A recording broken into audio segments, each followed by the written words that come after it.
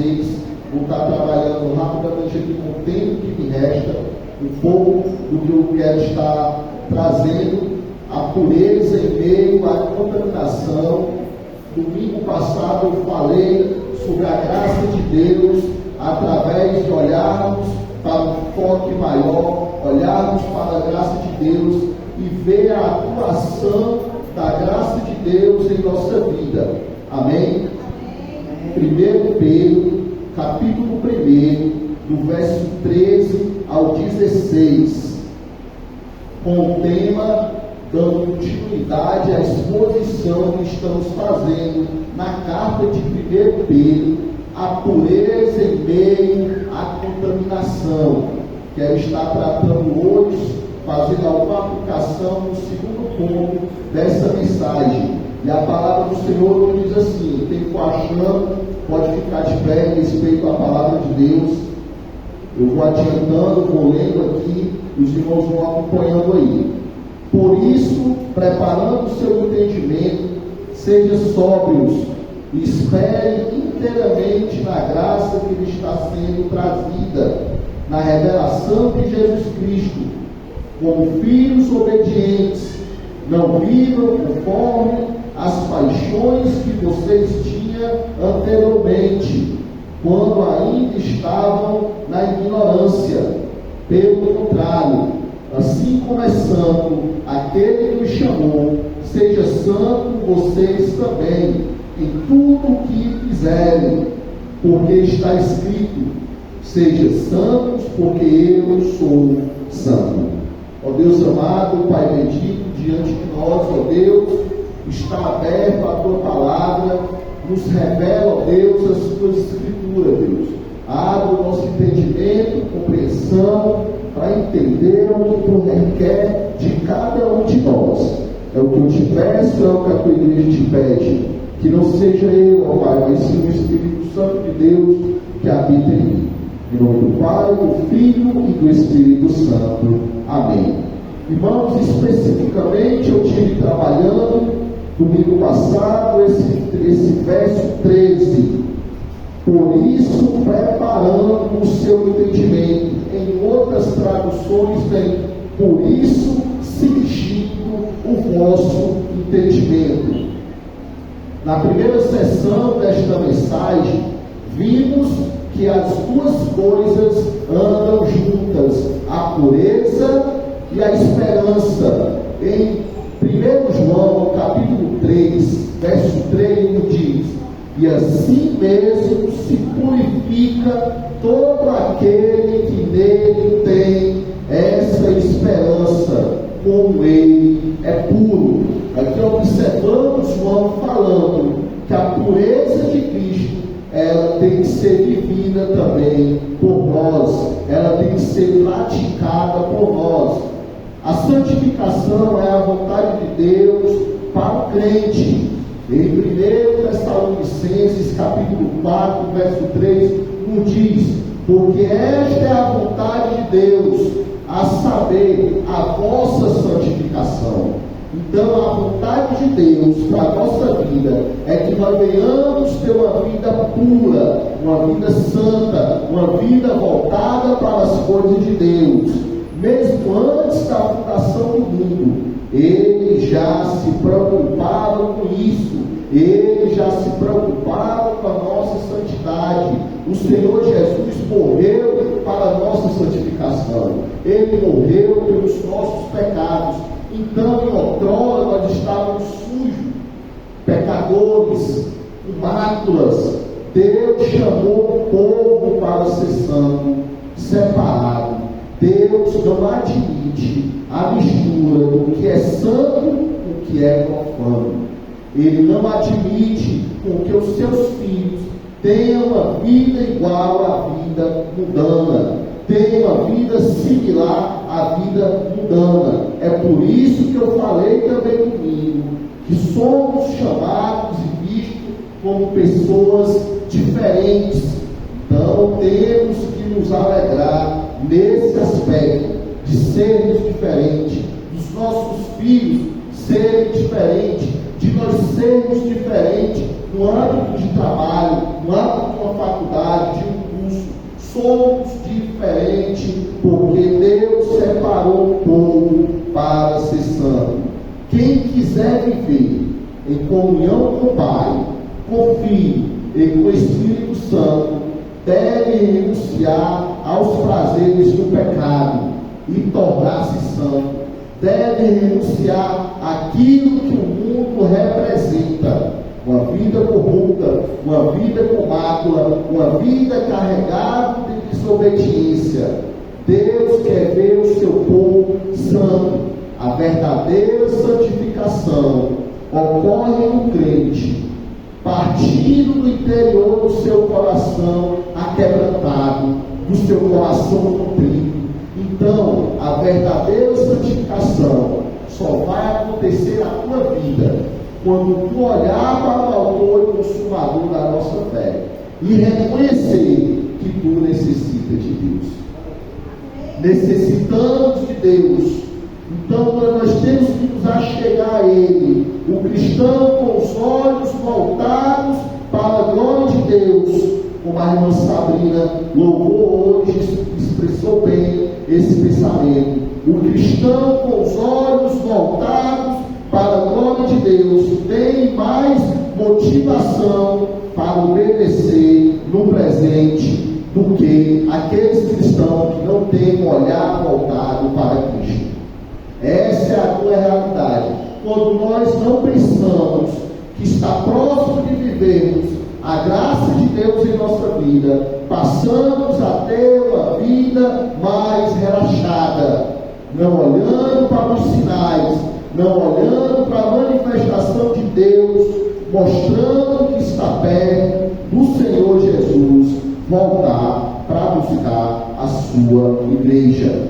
A pessoa cuja mente torna-se indisciplinada, cuja vida está em desobediência, a vida se desintegra e aí acaba a vida. Obrigado, meu irmão. A vida sai dos eixos.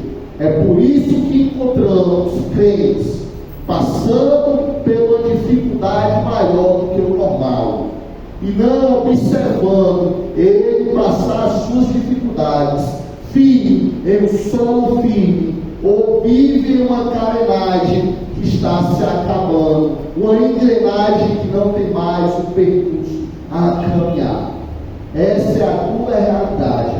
Quando nós olhamos para o autor e consumador da nossa fé, até as dificuldades, as barreiras, tudo que vem ao nosso encontro, enfrentamos com mais veracidade, com mais força, com mais firmeza. Falei que a palavra do Senhor nos assegura que somos mais que vencedores em Cristo Jesus. Mas temos que querer essa santidade em nossa vida. Também se deve ter uma mente otimista. No verso 13, encontramos: esperai inteiramente. Significa depositar todas as nossa esperança em Deus. Significa depositar a nossa confiança em Deus. É ter em uma mente otimista. Muitas vezes o crente, ele já se coloca como derrotado, sem ter nem acontecido algo ainda. Infelizmente, meus irmãos, temos que aprender a diferença do que é ser mais que vencedores. Meu irmão, ser mais que vencedores não é só aquele que sobe no pódio, mas é aquele que vai além disso. É aquele que vê o pódio como algo simples para subir. Essa é a realidade. Significa ter uma mente otimista, é olhar para a esperança em Cristo Jesus. E essa esperança é uma eternidade, uma herança para com Ele. Deve-se ter uma perspectiva esperançosa. Certa vez uma pessoa me falou algo, me aconselhou com algo que eu achei bem interessante. Eu falo, Adriano, quando estiver passando por momentos sombrios, olhe para o alto. Olhe para o alto. E sem dúvida é um excelente conselho. Observe como as estrelas só aparecem quando está escuro. Deus, no momento mais escuro que nós estejamos, Ele vai aparecer. No momento mais difícil que julgamos estar, é o momento que o Senhor vai aparecer. A nossa estrela guia, o nosso autor maior, o autor da nossa fé. E muitas vezes, eu não sei, meu irmão, como você tem olhado para as suas dificuldades, com esperança, com pensamento otimista, mas tenha certeza, quando estiver em momentos sombrios, olhe para o alto e você vai ver Cristo em tua vida. Deus, no momento mais escuro, é que Ele vai aparecer. Em decorrência dessa mentalidade, o cristão experimenta a graça de Deus em sua vida. É claro que se experimentará a graça da vida na vinda de Jesus, mas também podemos experimentá-la hoje ao pensar na volta de Cristo. Quando temos uma vida desobediente, uma vida que não busca essa santidade, passaremos a desobedecer com mais frequência. Quando olharmos para a vida de Cristo e entender os sinais que está próximo à sua volta, aí sim, vamos querer essa vida, essa mudança, vamos querer olhar para o autor da nossa fé e querer que reflita em nós a sua santidade. Fomos salvos pela graça, dependemos da graça de Deus a cada momento em nossa vida. Em 1 Pedro, capítulo 1, no verso 10, foi a respeito dessa salvação que os profetas falaram da graça destinada a vocês. A graça de Cristo investida em nossa vida.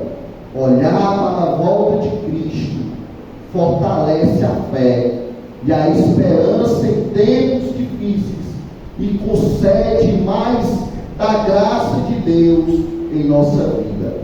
Em outra passagem que mostra a relação entre a graça e a vida de Jesus Cristo, está lá em Tito, acompanhe comigo. Tito, capítulo 2, verso 11 ao 14.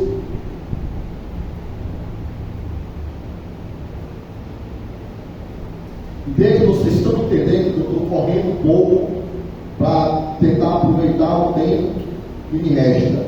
Amém? Vocês estão comigo? Amém? Amém?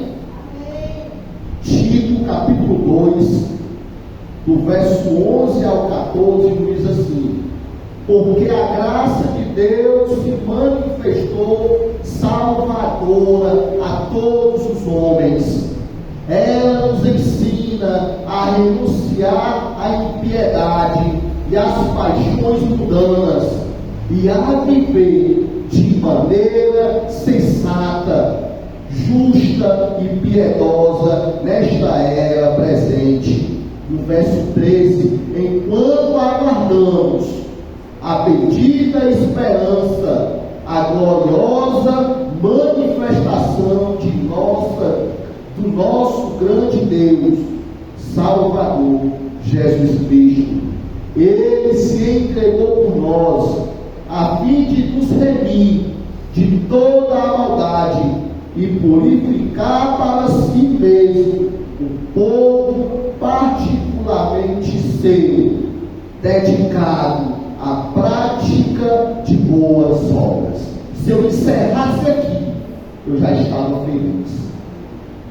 Já estava feliz, porque aqui em Tito observamos Paulo destrinchando aqui qual a importância da graça de Deus em nossa vida, porque a graça de Deus se manifestou salvadora. a todos os homens. Nessa graça somos salvos. Independente de circunstância, a graça de Deus nos basta. A graça de Deus é suficiente para entender que Cristo morreu por cada um de nós. Com isso aqui, você já tem todos os motivos para querer ter uma vida mais santa, mais dedicada, mais voltada para o Senhor. Mas o Senhor Jesus veio para endireitar as veredas daqueles que se propõem segui-lo. Muitas pessoas que se dizem regeneradas por Deus não dão bom testemunho quando está distante da igreja e dos membros que compõem a igreja. Essa é uma realidade. Muitas vezes o nosso mau testemunho tem afastado pessoas da nossa igreja. Ficamos impossibilitados de falar dessa santidade por causa dos nossos pecados acumulados, por causa do nosso mau testemunho. Faça uma análise do que você tem feito quando está longe da igreja do Senhor, quando está longe dos irmãos. Como está o teu testemunho no trabalho, na tua vida secular, em uma mentira? Irmãos, entenda, não existe mentira pequena ou mentira grande para o diabo. Ele é o pai da mentira, ele se satisfaz com isso, ele se alegra com isso. Não existe meias verdades. Para Deus, desobediência é desobediência. Não achar, vou só esconder isso aqui. Não, é mentira. E muitas vezes temos vivido uma máscara. Aqui na igreja estamos querendo ser santos. E no mundo, aí no trabalho, numa faculdade, a máscara cai, porque nós envergonhamos o nome do Senhor.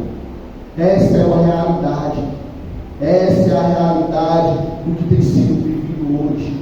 Pois se você está nesse posicionamento, pense que o Senhor nosso Deus, Ele veio endireitar as nossas veredas. Ele veio, tais pessoas enganam a si mesmo e não a Deus. Experimenta a verdadeira regeneração através da lavagem da água pela graça de Deus e purifica o homem de todo pecado quando você se achega a Ele e confessa com o coração contrito, quebrantado: Pai, contra ti e contra ti somente pequei, me perdoa. Aí sim o Senhor vai purificar os teus pecados e você se tornará apto a essa salvação. Por isso encontramos no verso 13, falei sobre isso, preparando o seu entendimento. Em outras traduções, cingir o vosso entendimento significa consertar-se, harmonizar-se, ligar-se, juntar-se a Deus em um só pensamento.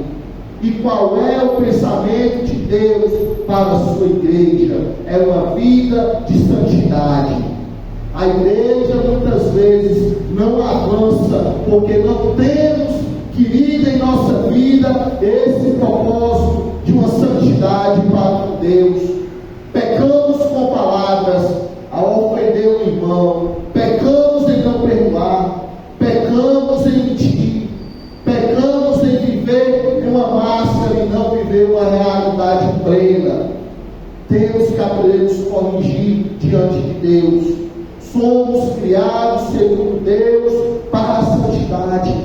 Ser santo ao Senhor é um privilégio que todo salvo deve experimentar. No verso 16 encontramos: porque está escrito, sede santos, porque eu sou santo. com o tempo que me resta aqui, eu quero estar fazendo algumas aplicações entre o verso 14 e 15. A santidade de Deus. Observe, como filhos obedientes, no verso 14 de 1 Pedro, capítulo 1. Como filhos obedientes, não vivam conforme as paixões que vocês tinham anteriormente, quando ainda estavam na ignorância. Essa ignorância aqui é quando ainda não tinha encontrado Jesus, ainda não tinha encontrado Deus. No verso 15 diz: pelo contrário, assim como é santo aquele que o chamou, seja santo vocês também em tudo que fizerem. Em tudo, irmãos, em tudo. Vimos aqui um argumento lógico e simples. Os filhos herdam a natureza dos pais. Somos filhos de Deus. Somos filhos de Deus. Deus é santo, portanto, como seus filhos, devemos ter uma vida de santidade. Somos coparticipantes da natureza divina. Devemos revelar essa natureza em uma vida piedosa, em uma vida plena, sem mácula. O maior exemplo que eu tive de pai, porque passei muito tempo morando com ele, foi o meu avô. Eu chamava de pai Zeca. Apesar de meu pai ser um homem para mim extraordinário, o meu pai ele é pequeno, baixinho, mas eu sempre olhei para ele como um homem grande. Hoje além de eu ser baixo, eu sou maior que ele, mas eu chego lá, eu sou menor, porque ele me ensinou os exemplos. O meu avô era cadeirante. Na época, cadeira de roda era muito difícil. Aí ele tinha as duas pernas curvadas, aí ele andava no banco para ajudar ele a se mover. Mas para mim era um homem extraordinário, pela sua conduta, pela sua palavra. Ele não recuava quando estava certo, correto. Você não via meu avô com mentiras ou com meias verdades. Fui criado nesse contexto.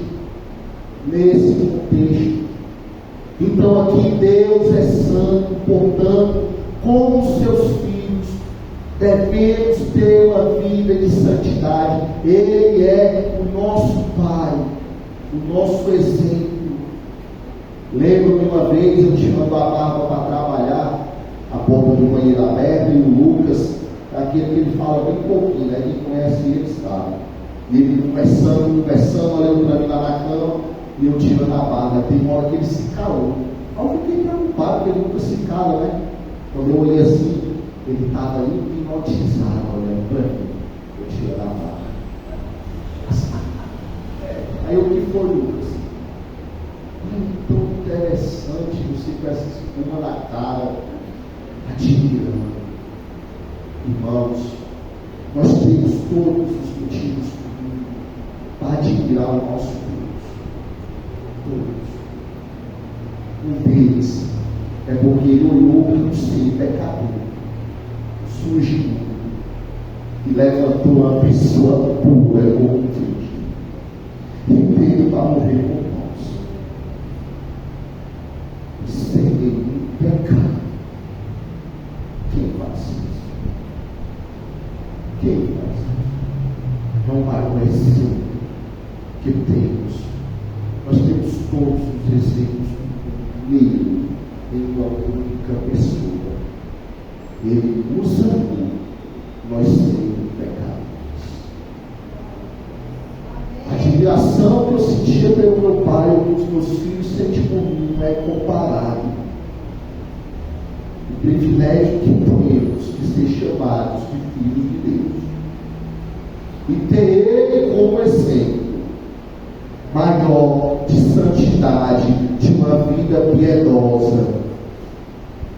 Em 2 Pedro, capítulo 1, verso 4, diz: por intermédio destas, Ele nos deu as suas grandiosas e preciosas promessas, para que por elas vocês se tornassem participantes da natureza divina e fugissem da corrupção que há no mundo, causada pela cobiça e a mentira. Então, em Deus, nós temos todos os exemplos para seguir essa vida de santidade. Pedro lembra aos seus leitores do que eram antes de crer em Cristo. Eram filhos da desobediência. Em Efésios capítulo 2, verso 1 ao 3, nos diz assim: vocês estavam mortos em suas transgressões e pecados. Em Efésios capítulo 2, do 1 ao 3, nos quais costumavam viver quando seria a presente ordem deste mundo, o príncipe do poder do ar, o espírito que agora está atuando nos que vivem na desobediência, o espírito que atua naqueles que desobedecem a Deus, é o espírito mau, o Senhor repreenda. Quando nós obedecemos a Deus, estamos alimentando esse espírito, o espírito da mentira, do engano, o espírito que é inimigo dos servos de Deus. O diabo do Senhor repreenda. No verso 3 de Efésios 2 diz: anteriormente todos nós também vivíamos entre eles, satisfazendo as vontades da nossa carne, segundo os seus desejos e pensamentos. Como os outros éramos por natureza merecedores da ira de Deus, mas agora somos filhos obedientes. A verdadeira salvação sempre resulta em obedecer. Isso aqui é o que tem distanciado os crentes, os homens, não os crentes, os homens de Cristo. É a obediência. Quando passamos a falar que para você ter uma vida com Deus, tem que ter uma vida pura, piedosa, uma vida santa, pensamos logo no que vamos deixar para trás. Uma vida enganosa, uma vida suja e corrupta. Pensamos nos amigos falsos, porque no mundo não há amigos verdadeiros. É aquelas pessoas que te chamam para farrear, te chamam para beber e depois está rogando do teu fracasso. É pessoas que não vêm conquistando nada e ainda mandam do teu fracasso, eles te apoiam. Então, muitas vezes, o que afasta o homem da igreja de Cristo é o fato de ter que obedecer. Preferem viver uma vida mentirosa de engano. A verdadeira salvação sempre resulta em obediência. Em Romanos capítulo 1, verso 5 diz assim: por meio dele, por causa do seu nome, recebemos a graça e apostolado para chamar dentre todas as nações o povo para a obediência que vem pela fé. Para obedecermos a Deus, temos que ter fé em Cristo Jesus. Temos que ter fé no que Ele fez, entregando a vida dele por amor a mim e você. Também eram imitadores do mundo, amoldando-se aos padrões e prazeres do mundo, prazeres passageiros, vida enganosa. Traduz a mesma expressão lá de Romanos capítulo 12, verso 2: conforme-se, não se conformeis com este século. Irmãos, o que tem acontecido é estarmos dentro da igreja do Senhor e estarmos conformados com este mundo, vimos o pecado em nossa cara e achamos normal, e não é normal, não é normal. Temos que nos levantar e dizer que não é normal. Temos que nos levantar e querer essa vida de santidade. Não é normal um mundo sério, surdo e mudo. Não é normal. Não é normal viver uma vida de contenda, uma vida de mentira. Os não salvos dizem que desejam ser livres, diferentes, e no entanto vivem imitando uns aos outros, mas não querem imitar a Cristo. A causa de tudo isso é a ignorância que conduz à tolerância. Os incrédulos eles são desprovidos de inteligência espiritual. Então, porque muitas vezes queremos nos comparar com ele numa vestimenta, numa conduta, numa ignorância ao entrarmos em uma direção do carro, ao bater boca com alguém, queremos nos comparar a ele. Somos diferentes em tudo. É numa roupa que vestimos, é numa fala, é numa música que ouvimos. Somos diferentes, ou temos que ser. É o que nos separa deste mundo. Aquilo que nos separa deste mundo nos aproxima de Deus. Estão entendendo, igreja? Aquilo que nos separa deste mundo nos aproxima de Deus. Os incrédulos são desprovidos de inteligência espiritual, portanto se entregam a todo tipo de prazeres carnal e mundano, porque eles não têm a sabedoria dada pelo Espírito. Eles não têm. O Espírito Santo de Deus não habita neles como habita em mim e em você. Então por que queremos ser igual a Deus? Temos que querer ser diferente. Nascer com a natureza decaída torna natural viver de modo pecaminoso. A natureza determina os desejos e as ações. Um cão e um gato comportam-se de maneira distintas. Podem até viver no mesmo ambiente. Tem gente que cria gato e cachorro, eles vivem bem no mesmo ambiente, mas eles são distintos a maneira um do outro. Então nós temos que entender que somos salvos em Cristo Jesus. Temos que querer ter uma vida de santidade, uma vida diferente do mundo, uma vida separada do mundo. Uma vida separada do mundo nos aproxima de Deus. Amigos, tenha isso em mente. Vinde após mim, eu vos farei pescadores de homens. Esse foi o primeiro convite que Jesus fez a Pedro e aos seus amigos. E quando eles vieram, passaram por uma transformação. E esse convite o Senhor nos fez para que eu e você sejamos diferentes e termos uma vida de santidade igual a dele. Ele, Pedro e seus amigos responderam pela fé, e esse chamado trouxe a eles uma vida completamente transformada. O Senhor tem te chamado para essa vida de santidade. Talvez isso explique porque Pedro nos teve chamado com tanta frequência nesta carta. E com isso eu quero estar encerrando. Mas Pedro usa esse termo chamado com muita frequência. Somos chamados para ser santos. Somos chamados das trevas para a sua maravilhosa luz.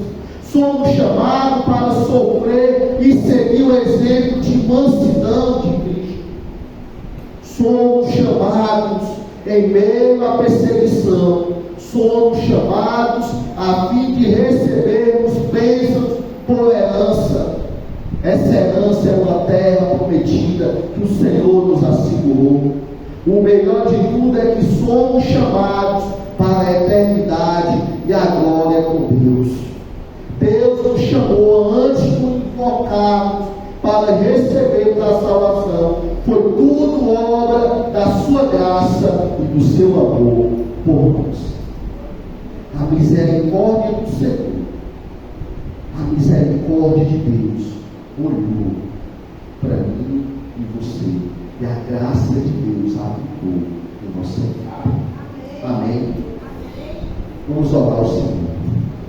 Ó Senhor Deus, muito obrigado, ó Pai, pela tua graça em nossa vida, Deus, por entendermos, ó Pai, que somos separados do mundo e que essa separação do mundo nos aproxima de Ti. Nos ensina, ó Deus, a querer a tua graça em nossa vida. Nos ensina, ó Deus, a viver uma vida de santidade para contigo. Nos ensina, ó Deus, a dar bons testemunhos. Nos ensina, ó Deus, e nos conduz a uma vida de santidade, a um povo exclusivo de propriedade tua. Abençoa, Pai amado, Deus bendito, a vida do Luiz que nos visita, Deus, quebrando o seu coração, Pai. Transforma a sua vida, leva ele, ó Deus, para o seu lar em paz. Abençoa também, ó Pai, cada família aqui presente. Te peço também, ó Deus, pela vida do irmão Márcio, ser o teu servo, ó Deus, que está ali comigo, ó Deus.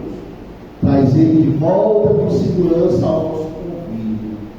Abençoa sua família ali, seus irmãos, dá conforto e consolo nesse momento difícil. Mas também, ó Deus, conduz o teu servo de volta para o lar. Senhor, nos leva para os nossos lares em paz. E que a graça do nosso Senhor Jesus Cristo, o amor de Deus o Pai e a comunhão do Espírito Santo esteja sobre todos vocês, hoje e sempre. E a igreja do Senhor diz: Amém. Amém. Boa noite a todos. Amém. Desde já agradeço a tão rica oportunidade. É terça.